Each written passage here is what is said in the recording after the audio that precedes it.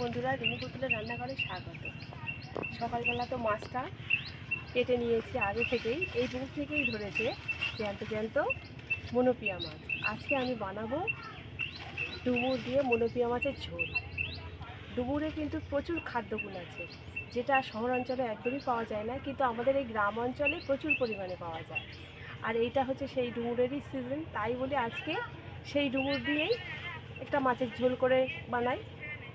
তো পুরো ভিডিওটি দেখতে থাকুন কীভাবে বানাই আজকে এই রেসিপিটি।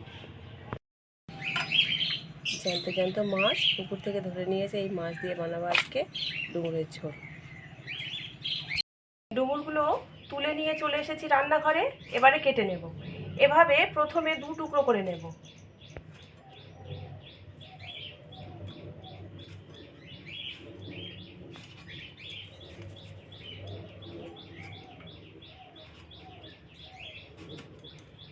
এভাবে 2 টুকরো করে নিয়েছি,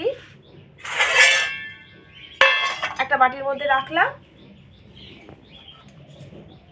এই ডুমুরের ভিতরে একদম ছোট্ট ছোট দানা থাকে, যেগুলো একদমই খেতে ভালো লাগে না, সেই জন্যে একটা চামচের এই পিছন দিয়ে এইভাবে ভিতরের অংশটা ফেলে দেব।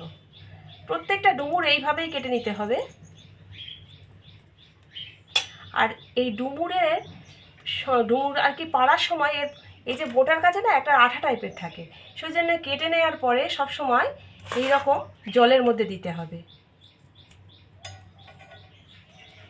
প্রত্যেকটা ডুমুর এইভাবে কেটে নেব।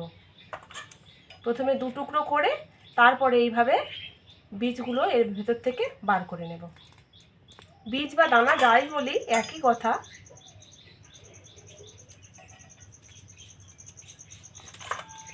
এই ডুমুর রান্নার প্রসেসটা কিন্তু একটু লং হয়, কারণ এ কাটা, প্রত্যেকটা ডুমুর এইভাবে বীজ বার করা, প্রসেসটা লং, কিন্তু এতে খাদ্যগুণ প্রচুর পরিমাণে আছে আর খেতেও খুব ভালো লাগে, সেই জন্যেই এগুলো মাঝে মাঝে আমরা খেয়ে থাকি। মাছগুলো কেটে ধুয়ে আগে থেকেই নুন হলুদ মাখিয়ে রেখেছিলাম, আর আমি 2টো মাছ নিয়েছি, আরগুলো রেখে দিয়েছি। আর এই মাছগুলো ভেজে নেওয়ার জন্য কড়াইতে সর্ষের তেল গরম করতে দিয়েছিলাম। তেলটা গরম হয়ে গেছে, এবার মাছগুলো ভেজে নেব। আর আজকের এই রান্নাটা, পুরো রান্নাটাই আমি করব সর্ষের তেলে।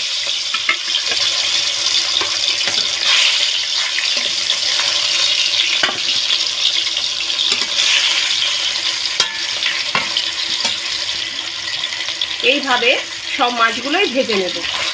ঝোলের জন্য যে গুঁড়ো মশলা দেবো, কিন্তু তার জন্য একটা মশলা করে নেব। কিছুটা আমি রাঁধুনি নিয়ে নিচ্ছি, এটা শিলনোড়াতে বেটে নেব।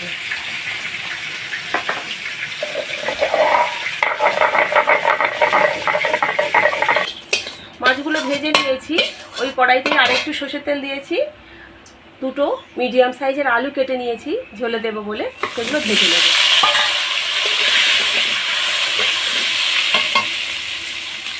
দিয়ে দেবো এর মধ্যে হলুদের গুঁড়ো আর সামান্য নুন করে নিয়েছি। এবার একটা কড়াইতে ডুমুরগুলো দিয়ে দিচ্ছি।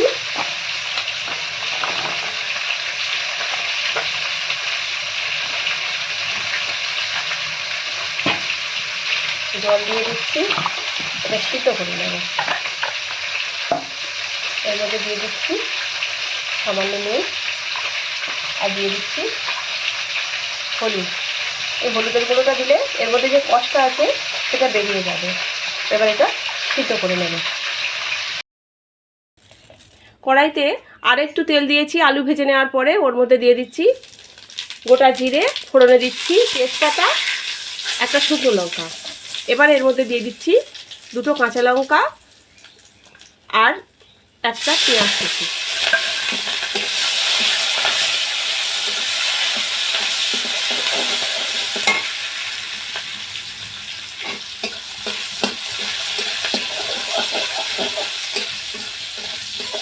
পেঁয়াজটা একটু ভেজে নিলাম। এর মধ্যে এবারে এই যে সিদ্ধ করে রেখেছিলাম আগে থেকে ডুমুর, নুন আর হলুদ দিয়ে সেই ডুমুরটা দিয়ে দিচ্ছি। তাহলে ওই তেলের মধ্যে একটু ভাজা ভাজা হয়ে যাবে। পেঁয়াজের সঙ্গে ভাজা ভাজা করে নিয়েছি। এর মধ্যে দিয়ে দিচ্ছি গ্রেট করা আদা,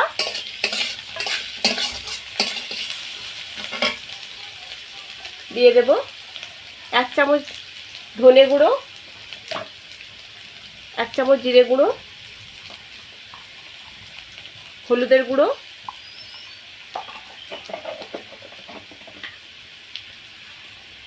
স্বাদ মতো নুন,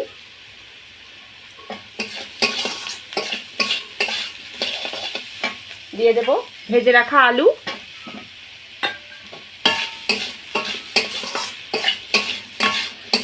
এই রান্নাটায় আমি একদমই গুঁড়ো লঙ্কা ব্যবহার করব না, সেই জন্যে কালারের জন্য দিয়ে দিচ্ছি 1 চামচ কাশ্মীরি লঙ্কার গুঁড়ো।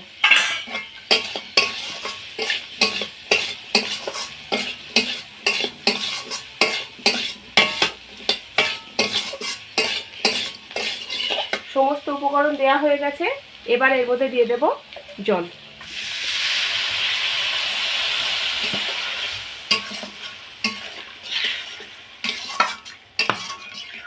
জলটা দিয়ে খুব ভালো করে তরকারিটা ফুটিয়ে নেব। ঝোলটা খুব ভালোভাবে ফুটে উঠেছে, আর ডুমুরগুলো তো সিদ্ধ করাই ছিল, আলুগুলো আগে থেকে ভেজে নেওয়া ছিল, সেই জন্য আলুগুলো সব সিদ্ধ হয়ে গেছে। এবারে এর মধ্যে দিয়ে দেব যে রাঁধুনিটা আমি বেটে রেখেছিলাম আগে থেকে, সেই রাঁধুনি বাটাটা দিয়ে দেব। এই রাঁধুনি বাটা কিন্তু তরকারির স্বাদ আরও বাড়িয়ে দেবে, আর তরকারি থেকে একটা সুন্দর গন্ধও বেরোয়, আর রাঁধুনি খাওয়া খুব উপকার শরীরের পক্ষে। দিয়ে দিচ্ছি রাঁধুনি বাটাটা। এবার দিয়ে দিচ্ছি ডুমুর, যেহেতু একটু কষ ভাব আছে সেই জন্য দিয়ে দিচ্ছি 1/2 চামচ চিনি।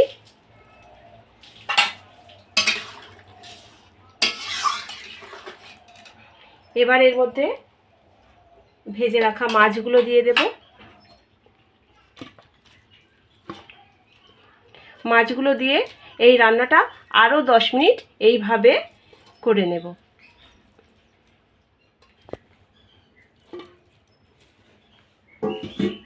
দশ মিনিট হয়ে গেছে। এই বর্ষার ভ্যাপসা গরমের দিনে যদি এই রকম একটা হালকা ফুলকা স্বাস্থ্যকর রেসিপি হয় তাহলে তো কোনো কথাই হবে না। তো বন্ধুরা, পুরো ভিডিওটি দেখার অনুরোধ রইল, আর যদি ভালো লেগে থাকে লাইক, শেয়ার, কমেন্ট করে জানাবেন। চ্যানেলটিকে সাবস্ক্রাইব করে আমার পাশে থাকবেন। আজকের মতো এখানে শেষ করছি। ভালো থাকবেন, ধন্যবাদ।